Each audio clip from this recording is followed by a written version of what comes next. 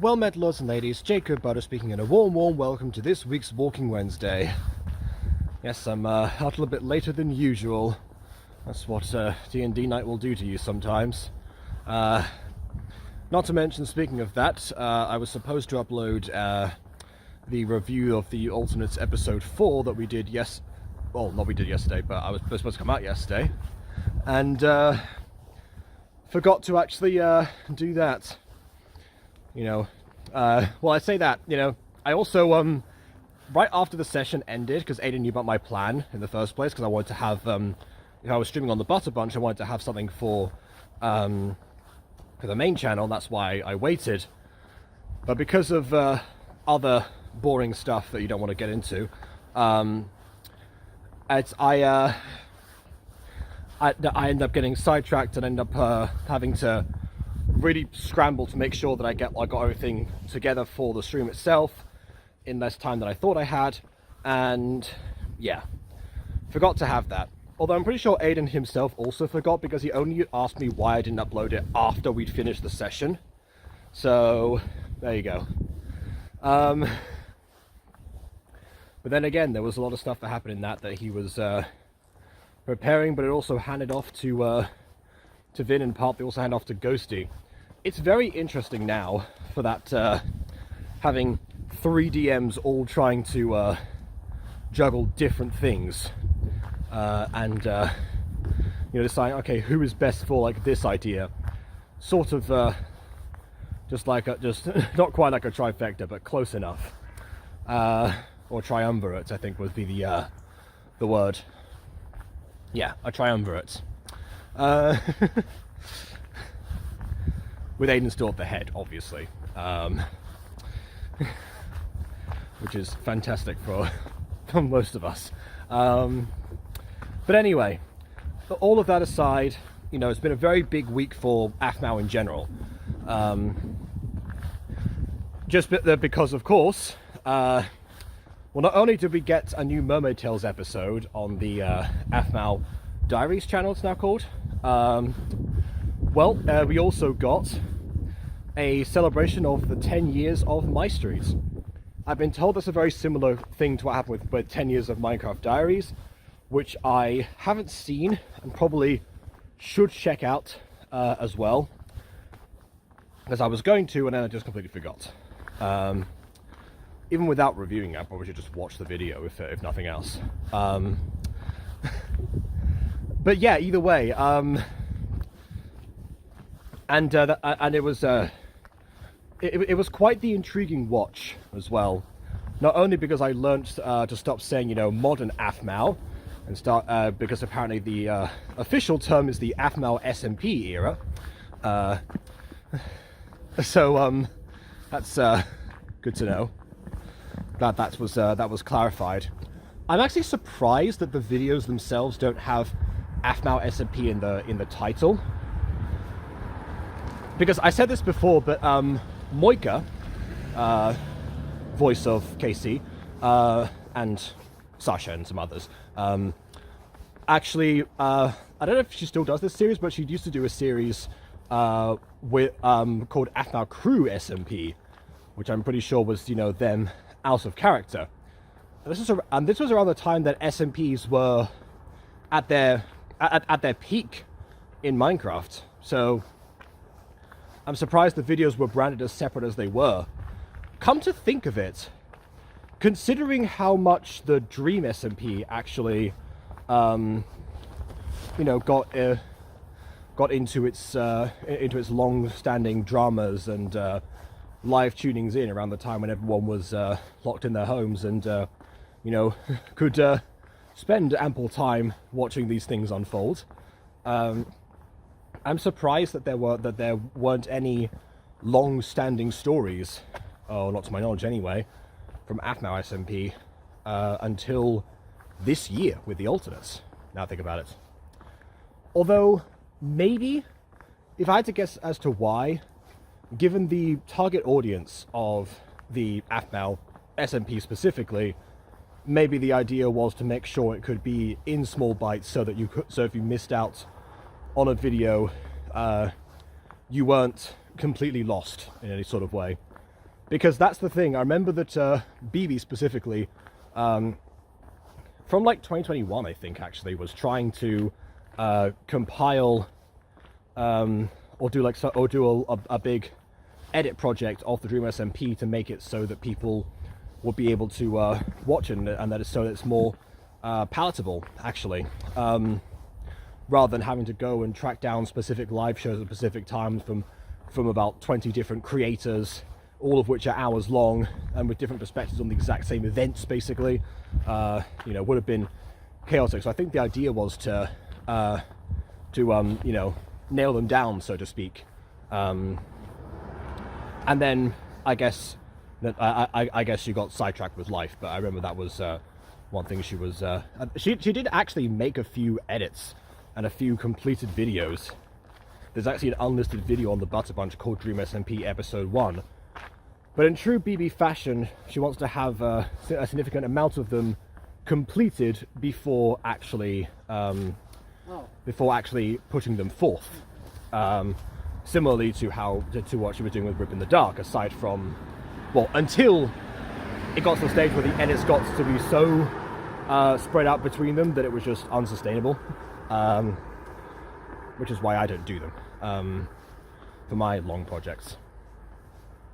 So that's the trade-off, I guess, and also, you know, losing the hype that could have been or would have been established otherwise. So yeah, I guess. But my point is that, you know, no such edit is really required for the AFMAO SMP on account of they've gone with more episodic stuff and less serialization. Possibly because, again, you don't want to have that younger target audience out of the loop. When it comes to stuff like Occulta, for example, you know, that's, you know, given it's a Butter Bunch stream, everyone goes a bit more mature than in other places. And there, you know, the whole, the idea that if you actually miss out a video, you're out of the loop entirely, is sort of a running gag. So for us it kind of works. but yeah, it really depends. So I guess that's kind of it. Obviously, you know, talks of the AFMAO SMP era over time of from the older fans are usually a case of you know, people drifting away from them because suddenly there was a much younger focus than even the videos that were already for that similar demographic, but could be enjoyed by older people like myself. Yeah, and actually, I've been thinking about that, especially with the 10-year of MyStreet celebration. For those of you that weren't there, the way that video went down was it used the version of AFMAO that from the SMP era, and had to travel through different moments of the MyStreet series. You know, on skipping a number of seasons in order to achieve this, but it did highlight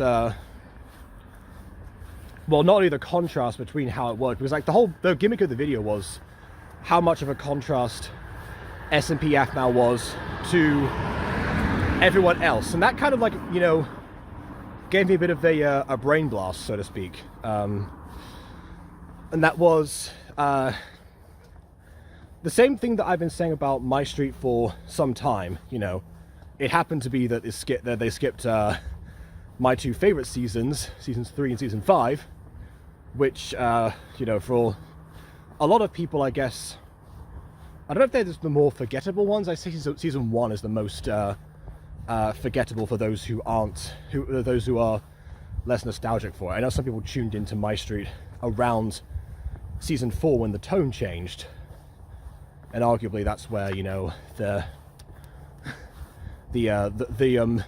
perception of MyStreet as a dark series ended up taking form. So because of that, the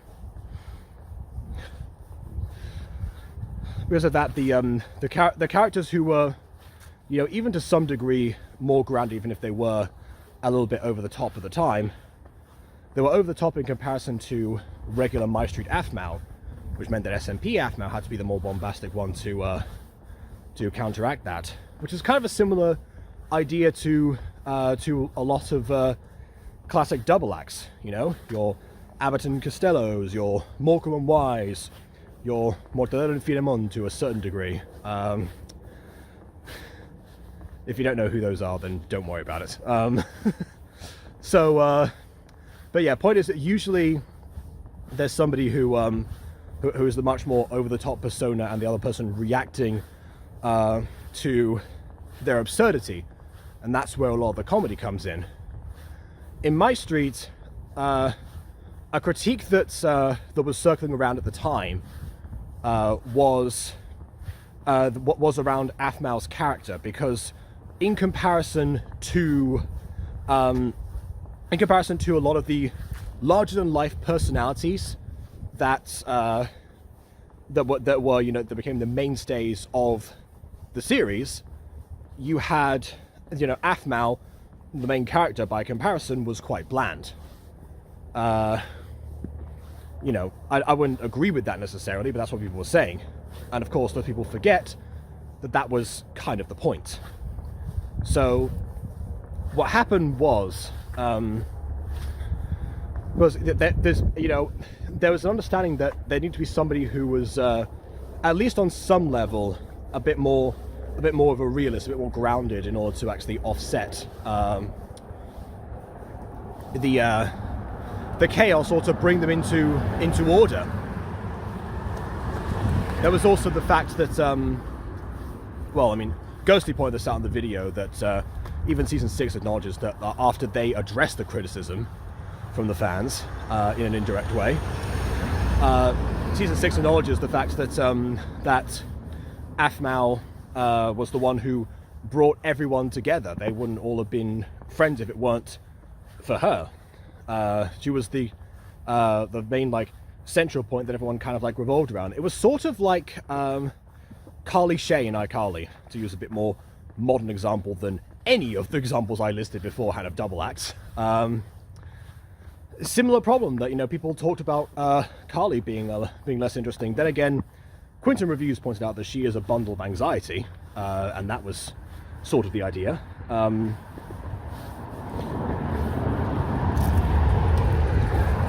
But yeah, it's quite a common formula to have to have the main character of a series, you know, be the more grounded one if you want everyone else to be absurd. You could do the same thing in reverse, obviously. We'll get to that in a second. Yeah, plenty of like examples of programs that are aimed, you know, for kids. The Disney Nickelodeon lineups that aren't just iCarly. You know, a lot of them use it.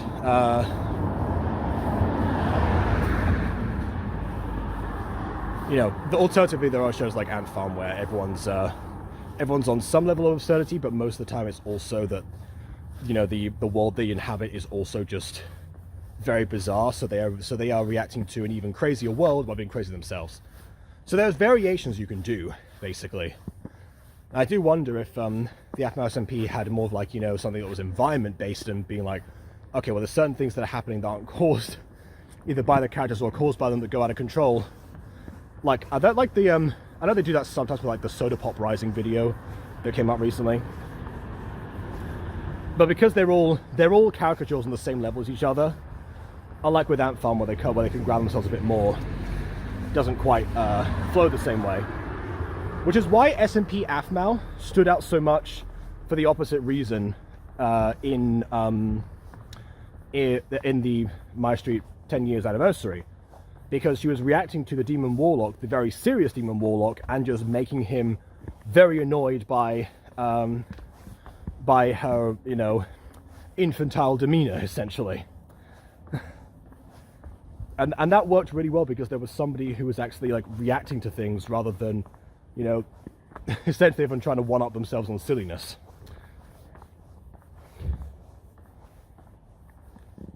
And I said before, one of the SMP videos that I actually did watch that I was really intrigued by was the Aphmau is always happy in Minecraft video.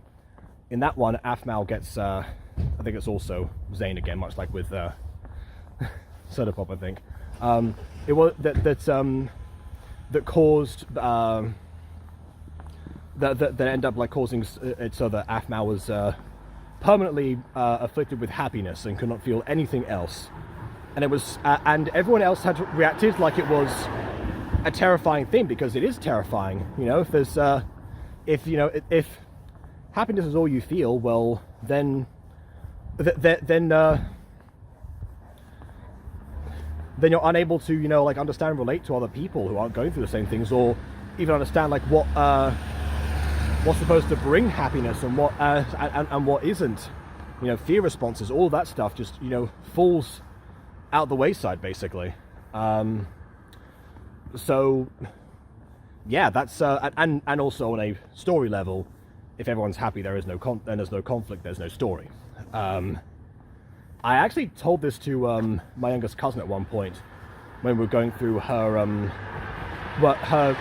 Toka life story that was that she was working on at the time, and I pointed out that the things that she was saying in the story and what they were just doing, it was them, just living through their daily activities and nothing else was really happening.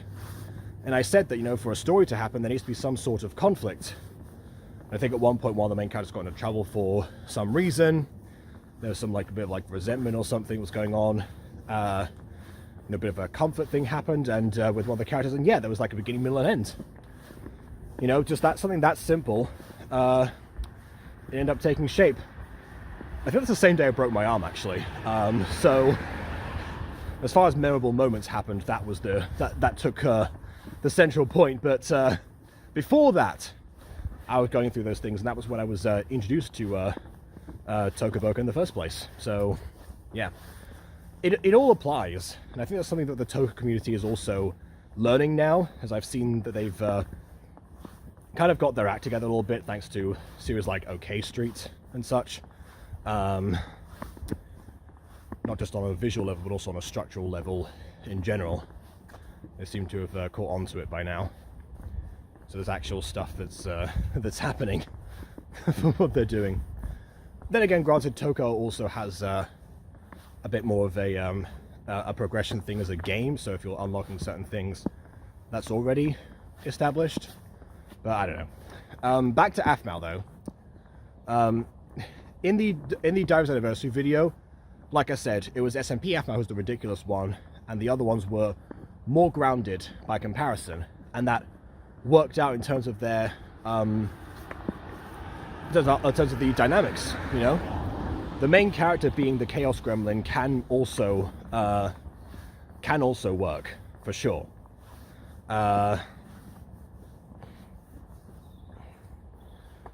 So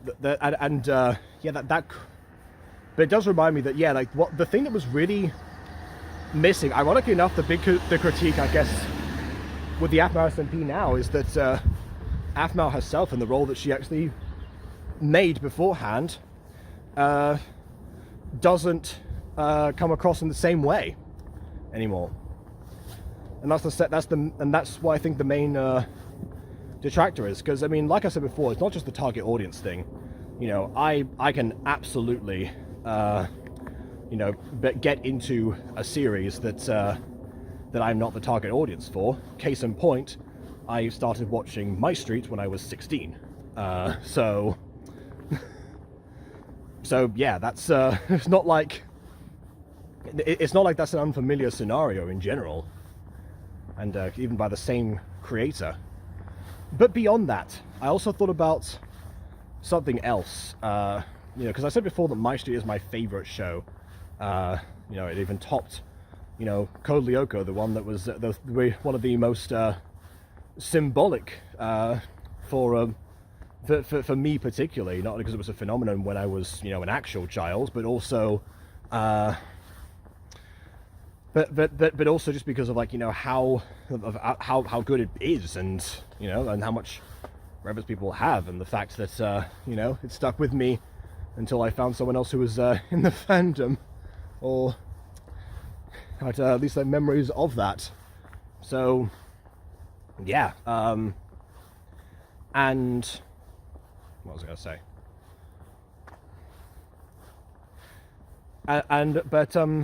But yeah, like I never kind of I've elaborated on it a couple of times why that's the case. It's partly my appreciation for I know it's not an indie show because it's a company now, but the idea of like someone like making that kind of story from the ground up and having the means to do so. Afnau's one of my, you know, hugest inspirations, partly because of that. You know, how she was actually able to take a series that was done by, you know, mostly just you know, her and her husband, and then also some actors, some voice actors. It's not even in every episode. But yeah, it's but yeah, like it's because I said now it felt like very much, you know, just like, you know, Afnau overall, you know, like the full like encompassing Afnau, with a little bit of an exception that I'll get into in a second. So, and what I mean by that is, I guess it goes back into the idea of balance that I mentioned before. Seasons 3 and 5 are my favorites because they balance the lightheartedness with the darkness, and so there can be dramatic moments and areas of emotional plot progression, but they still have the comedy and the neighborhood antics that we've that people have come to know and love of MyStreet. You know, it didn't feel the need to, you know, go into super cataclysmic you know, world events necessarily. You know, that can be done in other seasons that have been revered by others. But yeah, I talked about mine and, you know, Aiden's crucial writing difference of how I am actually much more light-hearted than he is, despite the fact that we work together most of the time. And it's kind of that balancing act, but it shows in how like the mutant girl was written versus Fallen Angels. And even then you can get the idea of one of them being a bit with one having higher stakes and, you know, cataclysmic world events, and the other one being slice of life with elements of drama. And yeah, that's partly inspired by Afnau and the stuff that I liked. But it's not just the balance of those story techniques. It's the balance of Afnau in general, as the person, as the creator. Because, you know, this is like around the time that Afnau was, you know,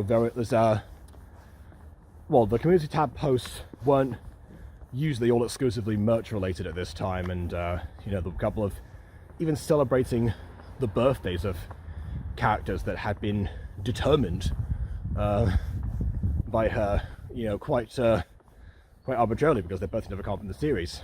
And every now and then, just like a couple of you know, teasers or, you know, fun things. I think merch plugs as well, obviously. I'm getting off track. The point is,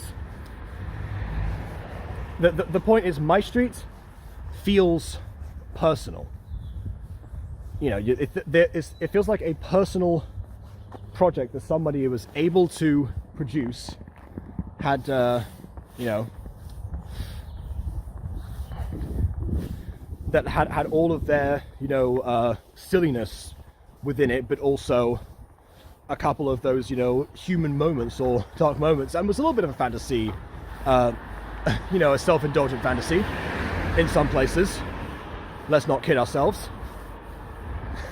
But even then, that felt very much like a person who wanted to, you know, live out a little bit of their own harem series with them as a protagonist. But it still, but it didn't feel like that was the only focus, or that was, you know, all there was to any of the characters involved. regardless of how, you know, the fandom interacted with Garth and Lawrence to the beginning and such. And I've said that what I really liked about MyStreet Season 1, since it didn't have that much in terms of, you know, healthy romance, let's say, like everyone else, but even though it was one that taught me what shipping culture actually was,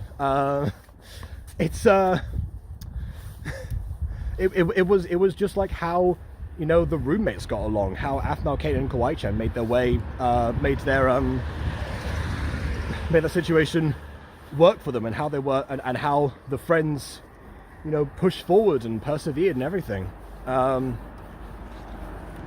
just wound each other up in certain situations, but forgave each other.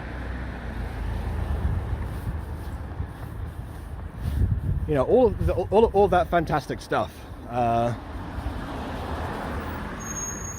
In addition to just you know, all the neighbors, and I feel like that's the thing. The characters, if they didn't feel like good friends, they wouldn't be. They wouldn't be, you know, as revered overall.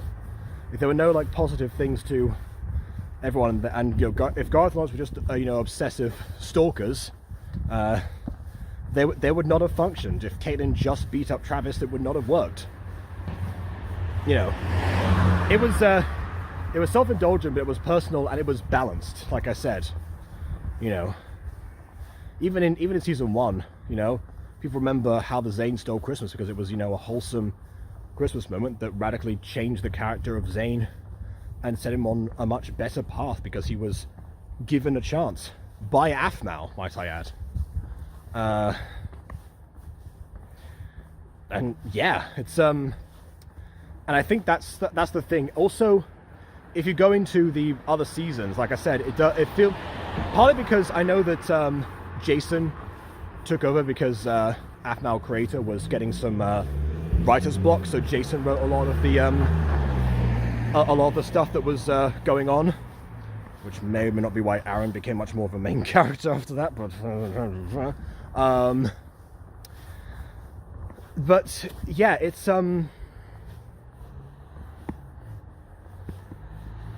yeah, it feels what was I gonna say?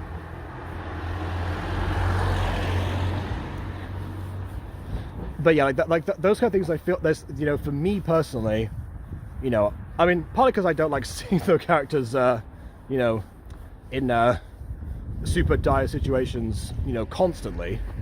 And for me, that balance is definitely skewed, not 50-50. I do like the levity much more personally, obviously, but it's kind of, that's the opposite problem to the Aphmau SMP, where there's too much levity, where nothing feels serious or like it has consequences, and you know, a lot of the humor does not feel right. I'm not going to act like Aphmau has not been holding back even before 2015, because in 2015 there was a lot. There was a bit of a shift for Minecraft creators in general for a while. It might have been a YouTube thing. This was before the adpocalypse, so it might not be because of that, but it definitely felt like, well, but definitely it was obvious that a lot of creators were starting to try to you know, tone down the edgy humor they had before, or, you know, their actual you know, immature jokes for a mature audience, basically. If you go back, and particularly if the example that comes to mind is of course for me Sky Does Everything, or at the time Sky Does Minecraft. The way that their videos felt, much more like, you know, like uncensored riffing with a lot of swearing and dirty humor. I actually remember my brother saying to me at one point that you know, Sky was going to make me swear if I didn't stop watching their content, which is very ironic considering that was like 12 years ago. But anyway, What was I gonna say? Yeah, like around 2015, well, particularly actually when Sky Media, the company, started to form, clearly there was a bit more of a business shift, which actually was part of the reason, or the reason that was given for why Sky ended up quitting Minecraft in 2017, before returning a bit later. But yeah, you know, and then the net nobody persona felt like a lashing out almost in the opposite direction. You know, a lot of again, a lot of the swearing that we known beforehand, but also, you know, a lot more about smoking. I think some drugs references, like stuff like that. You know, it was a very much, you know, like discussing topics of depression, like latent anger, you know, all the things that felt like, you know, were being held back. And yeah, well, some of that stuff, you know, was not discussed in, like, you know, old Sky videos. You know, at least like the themes of them and the humor of them, and, you know, like that's when things were, you know, they felt natural. They weren't at their peak of. I think Sky Media was actually a bit more of a successful time. And that was around the time that Afmal, you know, trying to join that particular group and collaborated with Sky Media a lot of the time. The reason that I even subscribed to Afmal, checked out her content particularly, was the video that the Sky Media people dedicated to her specifically. You know, talk about like how much she'd actually done, and like how much you know, her content had improved and all that stuff. And yeah, 2015 again for Afmal, also the same time, the same general shift, because 2014 Afmal and beforehand, even at the start of Hang Out with Sky and Crew, if you go back into some of those older videos, not only are there, like, you know, the very like occasional moments of you know, the occasional times where Afmal actually swore, but, you know, that felt like that felt like a scavenger hunt to acquire, or and ones that people have timestamped specifically in certain like Mario Kart videos and whatnot. But it also,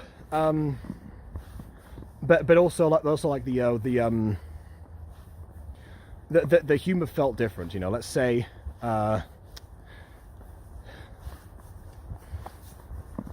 I don't know, we're probably going into examples. I hold myself back a lot more than you know, I ever did. But let's just say that you know, for example, you know, the word hussy was not used in certain contexts, and a lot of the that's just one thing I can think of off the top of my head. You know, there were definitely others, but, you know, the way that she portrayed, you know, like I'm thinking particularly of like one time in like a Do Not Laugh episode where, you know, she was pretending like a vapid valley girl, and a lot of that was exactly what the trope is like in real life. Yeah, but then 2015 happened, and a lot of that stuff, you know, as structures got happening, and as, you know, the style of MCTV that we would come to know later came to form, it became a lot more wholesome. And I think Afmal handled this a lot better than someone like Sky did, for example, because for her it wasn't. Obviously I don't know either of these people, but it didn't seem like it was as huge a sacrifice for her. I guess partly because, obviously, you know, she'd been a parent for, I think, like 3 years at that point, when MyStreet started. If I'm getting my timelines correct. But yeah, just in general, you know, like Afmal had more of you know, honestly, even more like a childlike wonder to her as well. So again, the MyStreet stuff didn't feel unnatural. So what was it about the SMP that was pushing that forward? I think it's more so like, you know, just how much of the common stuff you know, like the references that happen in them, in the videos, they go into, you know, like the whole video's dedicated to just memes and, you know, analog horrors and stuff. But, you know, back in the day when it was, when you could hear like, you know, when you heard like Hello by Adele, it was, in like one episode, or, you know, when Aphmau's ringtone was Pen, Pineapple, Apple Pen. Those kind of things felt more like the stuff that Aphmau was actually really found funny. And, yeah, the only thing that felt like that is, again, in the 10-year anniversary video when 6-7 got mentioned, and, you know, with the running into the house. And actually it was like, okay, you know, it feels like, and Caitlin pointed out, it was in like a ritual that was going on. So, yeah, that's, again, another thing that was offset by somebody else. So, I can't act like MyStreet is pure, unfiltered Aphmau in like the greatest sense. I feel like, you know, Shiny, who actually, you know, had the same thing happen to him that happened to all of us watching MyStreet, was that he actually watched the era beforehand with like Challenge Accepted Inc. and again a lot of the you know, other humor, the cops and robbers, maybe even the fully deleted Honey Pop playthrough that Aphmau did. Aphmau had a Let's Play series going through all of Honey Pop. Now that is a scavenger hunt, basically. But yeah, I can see why she wouldn't want anyone stumbling across that particularly. At least not by accident. Yeah.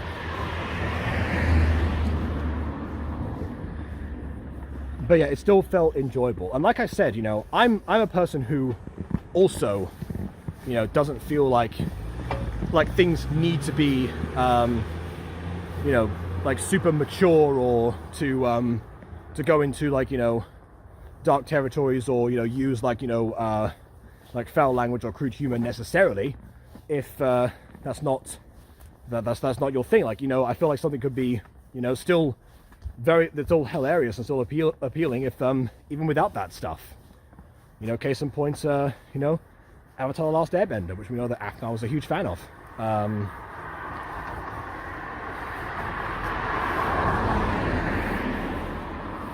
Yeah, so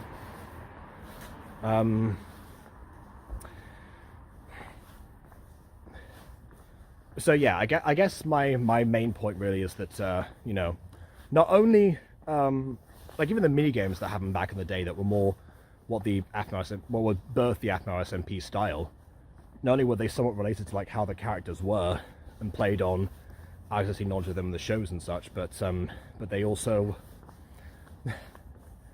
didn't feel the need to be like as bombastic all the time. Like everyone like had different roles. You know, I said this to Bon, I said this to Ghosty as well. The comparison is Teen Titans Go. You know, Teen Titans Go, they're all clowns, they're all on the same level. That's an observation that I think the Alpha J show made. And so because of that, well, they can stretch out the runtime, you know, indefinitely if they, you know, considering how much of a commission they've gotten. But just also they don't feel like, you know, as distinct or unique. I believe there's like a Ninja Turtles version that also has that same problem where they're all similar to Michelangelo, but you'd have to go back to a Nostalgia Critic video to talk about that, because I don't remember which version it was. Yeah. So yeah, I guess that's the thing, you know. And obviously, looking back at MyStreet now, you know, is it a case of that, you know, this is what you know, Aphmau used to be able to feel? It feels, you know, was this the real Aphmau going to get out, or, you know, is she, you know, lost her way entirely? And videos like the 10-year anniversary video, they kind of they remind people that's not the case. every now and then today on the community post, aside from, you know, merch plugs and such, you'll get a genuine message from Afmao. One of which that I remember a while ago in 2020 was one where Afmao said that, you know, she wouldn't be the shining star that everyone that brightened everyone's you know, days in the same way. You know, because a return to MyStreet or to MCTV on the main channel feels counterintuitive now. The SMP was born out of necessity during COVID, but it was such a success that that now it's become what Afmao is known for. I do often wonder if that makes her feel boxed in, or again, you know, like I've seen what that kind of like that thing happened, what toning your humor down or your true self down in videos does to people like Sky. But yeah, in the case of Afmao, like I said, you know, it feels like less of a sacrifice, but even to this point, yeah, the videos, like again, you're trying to figure out like what's missing. I thought there's a lot of things that are missing from the SMP era that people aren't as privy to. But Afmao herself knows that. Not only is that she like tried to keep promoting the roleplay channel of Afmao Diaries, but she also even like at the end with you know, the end of the video where she like wakes up and you know, it was all a dream and whatever and blah blah blah. Even after that, and she says, "Oh, I was reading this book that says MyStreet on it. I've been reading this book for 10 years. Can't believe it's still going." And the way that she says that, it obviously it's somewhat performative in the video, but it feels like a moment seeping through. Not to mention the end part where she pulls back the curtain. I think for a lot of like her like panel appearances, when she's not doing the mock trials and such, and she's actually just answering genuine questions herself and appearing in the human form that people probably forget she has at this point. You know, it feels like, you know, again, Afmao seeping through. She still clearly enjoys what she's doing. I'm just, you know, I just worry about that kind of thing, particularly because, again, I've seen, you know, what toil, you know, things take on her mental health, and when she disclosed that kind of thing.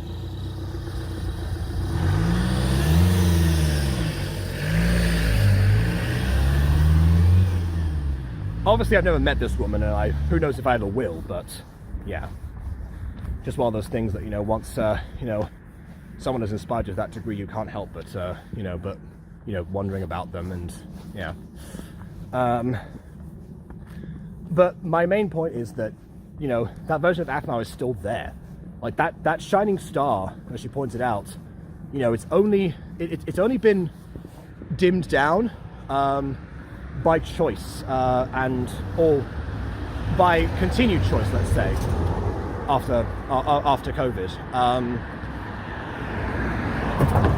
And she did say the SMP, by the way, allowed her to do, like, you know, all the crazy ideas she wanted. I'm just thinking for like a daily upload thing, that's probably much like with MyStreet itself. Some iterations feel like they are better conceived, or, you know, more beloved than others. So even with that knowledge, yeah, it's I don't know. But yeah, like I said, like I like seeing, you know, how like comes across, even like in the old, you know, videos. I might get my favorite YouTuber not just because of MyStreet, but also, you know, the other stuff, you know, the story times again with Sky Media, or even like the Try Not to Laugh challenges as herself, or, you know, there's just like the random Let's Play she would do where, again, she was the crazy one, but, you know, she brought Jason along, who is much more of a reserved person, as a contrast.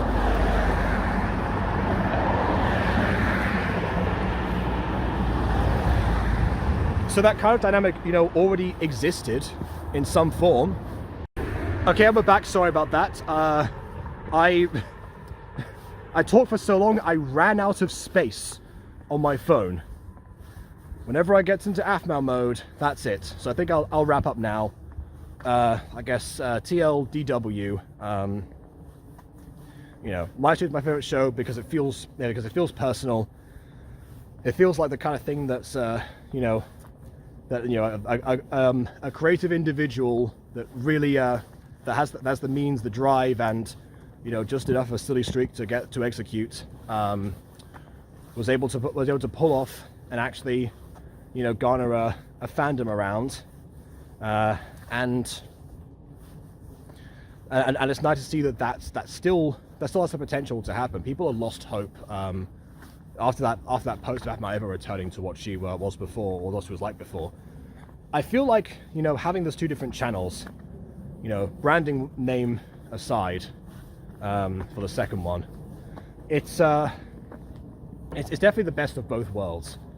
Like, I get that it feels strange, and back in the day with the Apple Fantasy channel, it felt like every series that migrated over there was destined to be cancelled and to fail, or was just like left there to go and rot, essentially. Kind of ironically enough, like Minecraft Diaries. But nowadays it feels different, because it feels like that escape, that outlet that hasn't been explored or indulged in a long time. And the fact that people have stuck around for 10 years, or there's even still renewed interest in MyStreet now that announcements of the new seasons have come out, and how much of a raucous cheer they get every single time they're mentioned at VidCon panels. If anything, I've had to describe a word of it, I would probably have to say, well, it's a balance. And by now, you know how I feel about those. So yeah, I'm going to sign off because I've got rehearsals and stuff to prepare, so please leave a like or dislike, because your opinion matters. And subscribe if you haven't done so already. And on that note, until next time, farewell.